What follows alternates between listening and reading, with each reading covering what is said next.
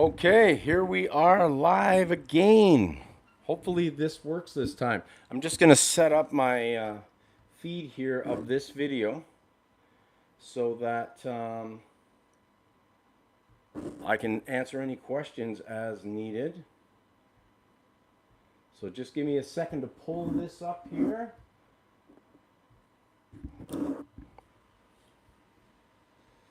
Okay, I think I see it. There it is. Yes. And there we are live. All right. So now I can answer any questions or anything that. Just going to turn my volume down though on this end. There we go. Okay, so here we are live. I'm sorry about my other video for those of you that were waiting. I noticed I had a lineup. My apologies because I thought it would just come on automatically, and I was wrong, and then I was struggling to try and figure out how to get this thing to work. But here we are. You know, one thing about musicians,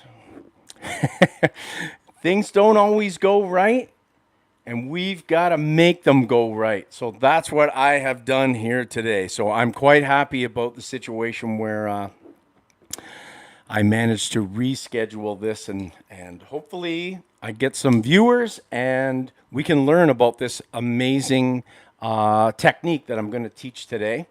Now, my students should be familiar with this technique, as I've spent quite a bit of time on various techniques. My teaching style is based from technique, and it's got to do with who I studied with and guys that I learned from, and my own style that I've realized over years and years of playing, and a lot of playing, we're talking thousands of gigs.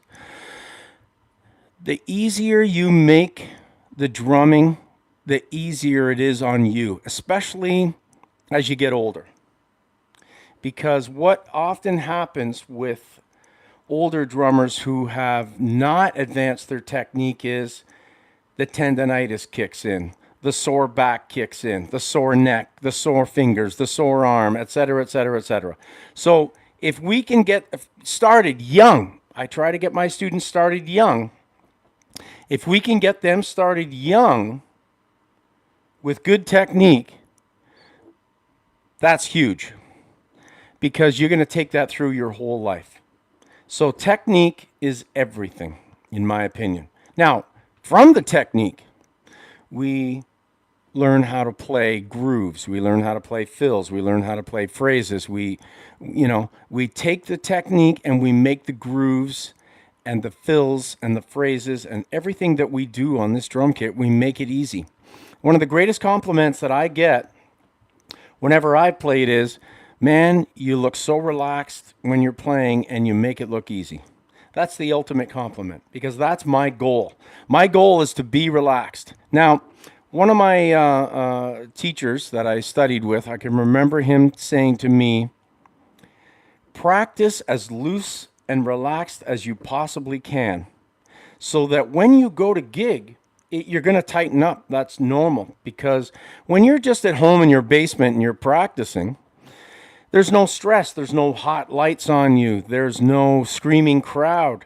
There's no girls chanting your name.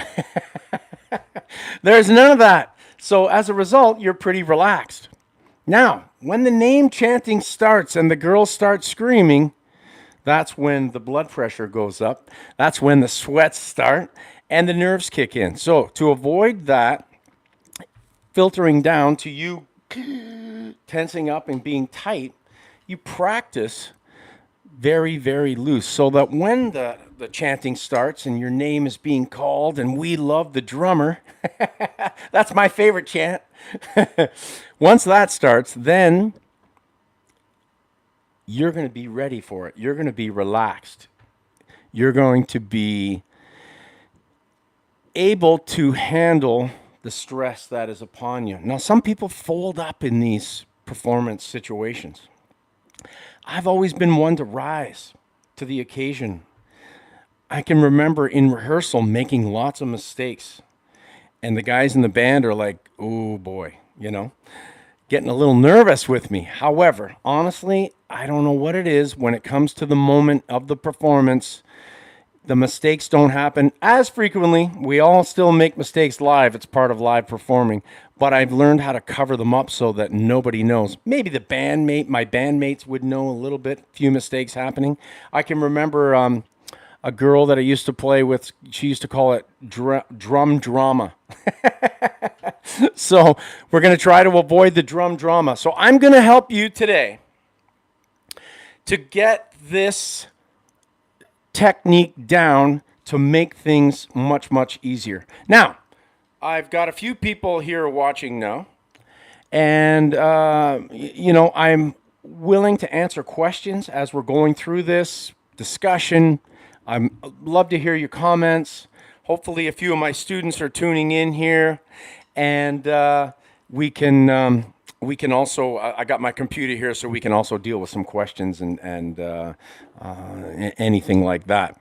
Now, I like to also welcome my new subscribers. I've got a whole pile of new subscribers recently, and I really want to thank you for tuning in. And this whole YouTube thing is still a learning curve for me, so please bear with me. All right, so let's dig into this. Let's do what I do naturally, okay? So, the first thing is, we're starting from this position here, and you want to hold the stick in this manner so that it's nice and loose. The stick is going to pop out of your hand. You're going to open your hand when you do the stroke, and it's going to sit like that. So on the drum, it's going to look like this. Then after that, you pull it down, and it looks like that. Once again, right back into that start grip position. Now, this finger, if you refer to my other videos or anyone that knows me in terms of teaching, you want to get this finger out of the way. You want to see this kind of a thing. Now, why do we get that finger out of the way? The reason is we want the finger to not impede. As soon as we put the finger in front of the stick like this, it impedes movement. Biggest mistake most drummers make, quite frankly, is they think that this is a control point, and they attempt to control the movement of the stick from here. It's wrong. The control point happens in the last three fingers, particularly the first two. The pinky, not as much control, but if you stick your pinky out like this, what happens? Look at that. We got tension. And as my favorite drum teacher of all time would say, tension is the enemy of movement. So we've got to avoid tension. How do we avoid tension? Don't stick that pinky out. That's number one. The other thing is, sticks really loose in your hand, and you'll notice that I have a space here. So when I'm doing this stroke, that space remains there. Very, very important, okay? Okay, now let's talk about the dynamics of the stroke. So from here, you throw the stick down, pops up, pull it down. Push, pull, push, pull, push, pull, push, whoops, push, pull. Now, you want to be able to make sure the stick bounces. Push, pull, push. Now, as you go faster, the movement will just start to happen if you're doing this correctly. So you're getting the push and the pull. Push, pull, push. Now, here's another thing. Very, very important. You want to make sure that both hands are doing this. It's useless if you get one really great hand, usually the right. Oh man, awesome. I'm nailing down that technique. And then the left hand, not so much. Balance your hands out. Now, I'm a lefty, so for me, developing as a drummer, I had to develop the right hand more so. The left hand came pretty easy. But balancing them out to make them both nice and smooth and make the movements on the drums effective took a lot of time. Now listen, people, there's no easy road.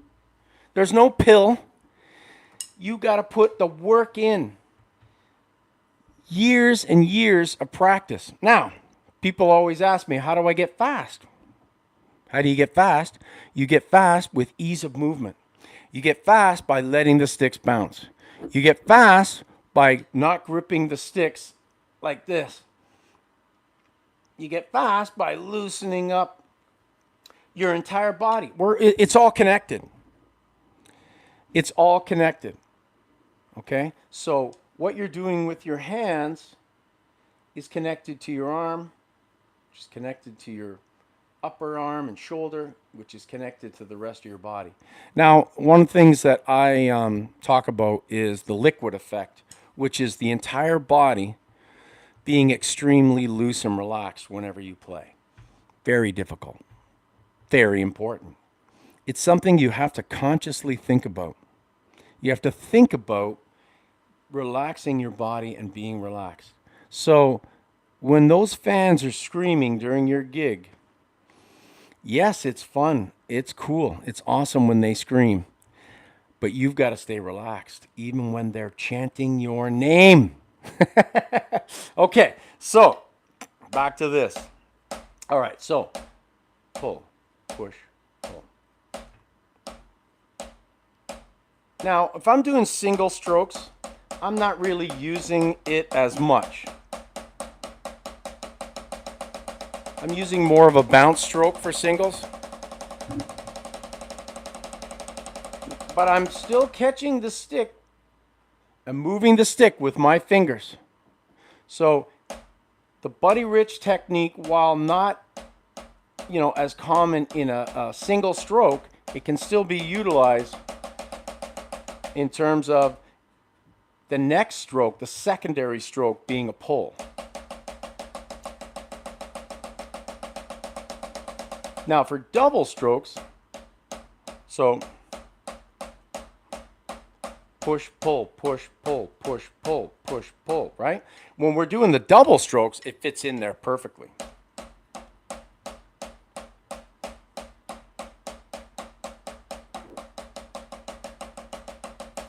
Now, I'm going to tell you something that's going to surprise you. To go fast, you have to go slow. What the heck does that mean? This guy's talking in circles. What that means is there's only one way to get better. There's only one way to go fast, and that's by doing everything in the beginning slow. I also like to call this teenage boy syndrome. With my teenage students, they all want to play like they're in Slayer or Lamb of God, or they all want to be Nickel McBrain. Hey, we all want to be Nickel McBrain. I love Nickel. But guess what? We have to start off playing slow and understanding the technical things that are happening with the stick in your hand to develop the ability to play like Nickel McBrain or any of those guys that play incredibly fast, So when we're doing this, we want to play slow.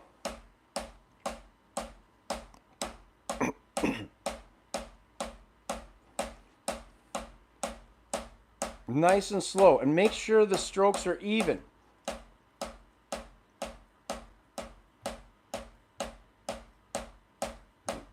Now, as we go a little bit faster, it's the exact same motion sped up.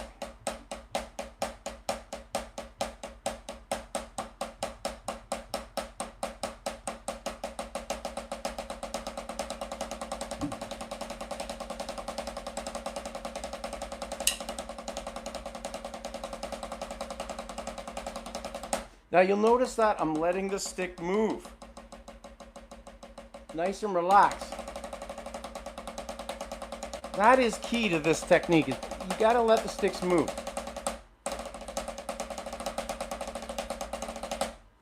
Now remember, keep that pinky in. That's a huge thing that I see a lot of young drummers. And by the way, when I say young drummers, I don't mean kids. I mean drummers that are still in the developmental stage, which is all of us, really. We all have to learn and continue to learn, and we don't stop learning till we're not here anymore. So all of us are in this learning stage, okay? So young drummers is just a little bit more inexperienced drummers. Maybe that's a better word. It's got nothing to do with age. You could be 80 years old and still learning these techniques, okay? So, push, pull. Now, what I'm going to do is, I'm going to go to the drum kit and demonstrate this a little bit on the drum kit as well, very shortly. Now, let's do a group of 3. So we're doing the Buddy Rich, the throw, or the push, rather, and then we're going to do 2 pulls.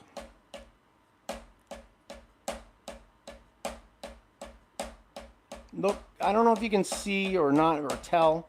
Look how loose the stick is in my hand. But I'm still controlling it. The other thing is, a lot of drummers have this problem.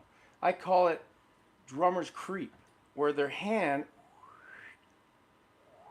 slowly shifts up the stick.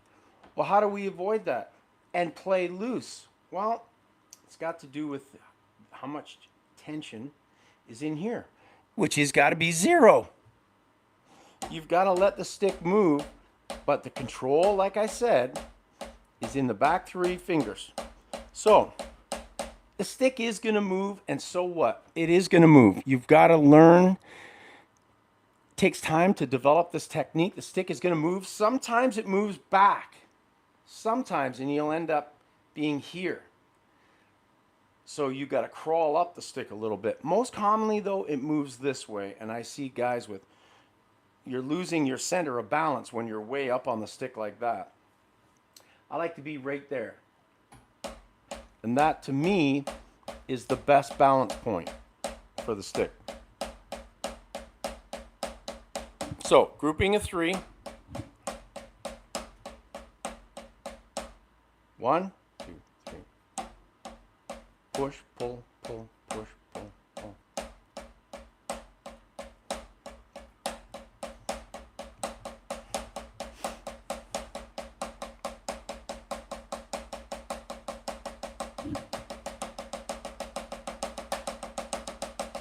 Nothing changes with, I'm going faster, nothing changes with what's happening though. This is still the movement. These are still the pulls. Everything is still relaxed. Nothing changes in what you're doing. A lot of guys, I can't even explain it. They shift this way. They lean into it. They get arms out.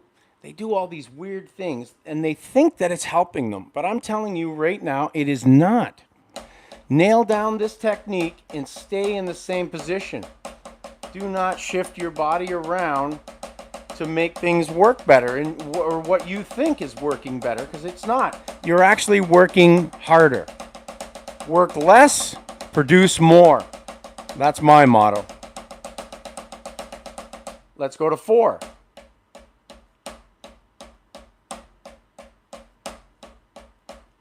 See the way the stick pops up? You gotta let the stick bounce to get that.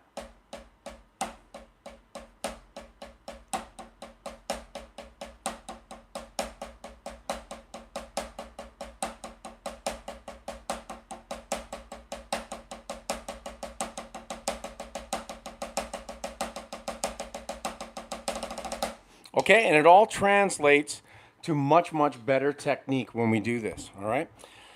Okay, so feel free at any time to ask any questions. I'm more than happy. That's what I'm here for, to answer questions and, you know, deal with people's drum problems, if you want to call it. So the technique, you know, it really does take time. Please don't give up.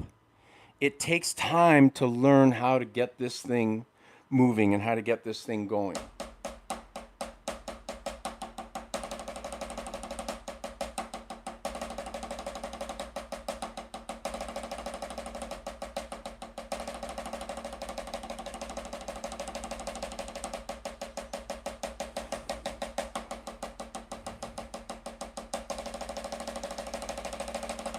So that's basically on the pad.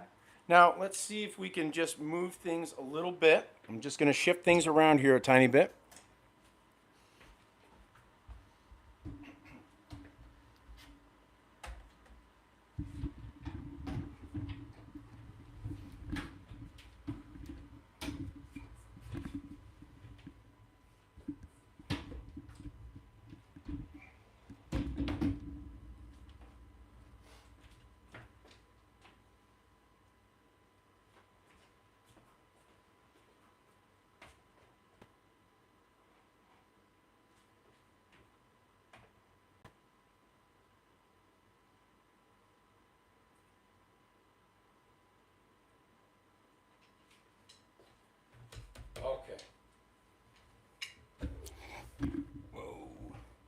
Okay, so now what we're going to do is we're going to try and play this a little bit on the kit. I'm just going to adjust the camera one sec.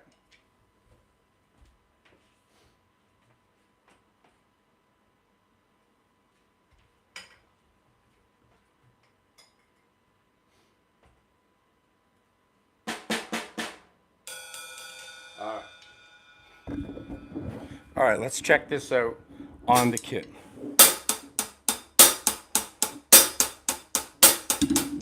So I'm just going to play a little bit and demonstrate.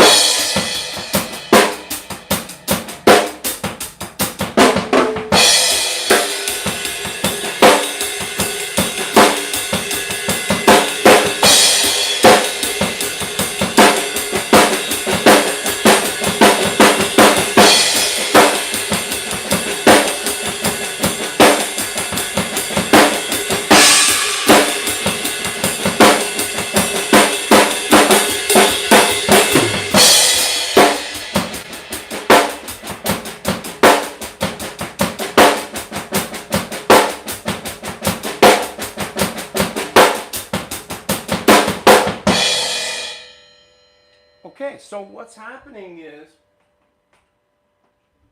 I'm letting the stick bounce. I'm accenting it, but it's a Buddy Rich stroke or a push-pull stroke and then 3 pulls. And it's just repeated.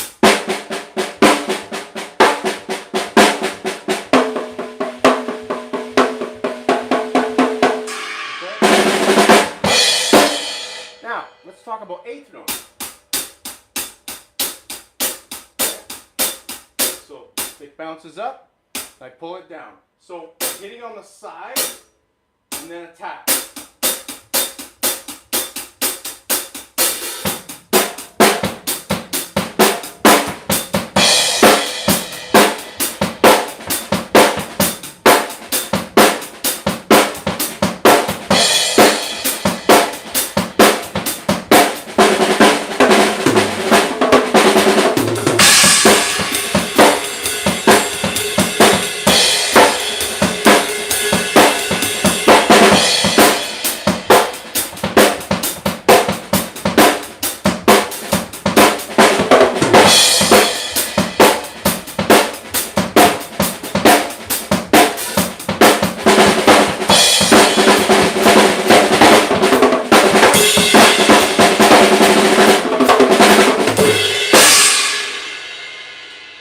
Okay, so the idea is, whatever we're doing, we're getting the stick to bounce, and then we're doing the push-pull.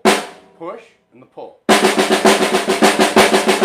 And you'll notice my hand moving accordingly with the push-pull. Okay? So please, if you have any questions, feel free to contact me. I'm always available to answer. And let's just head over here again for 1 second.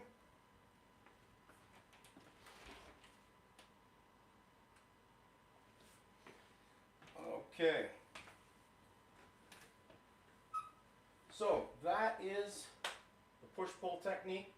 And if you have any questions whatsoever about this technique, there are other, videos and stuff on this technique, of course.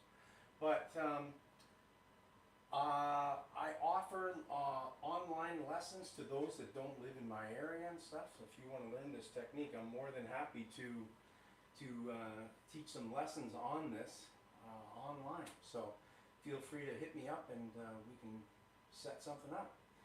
Now, to my drum students, you guys should be practicing this. You should be practicing this often and regularly. Okay?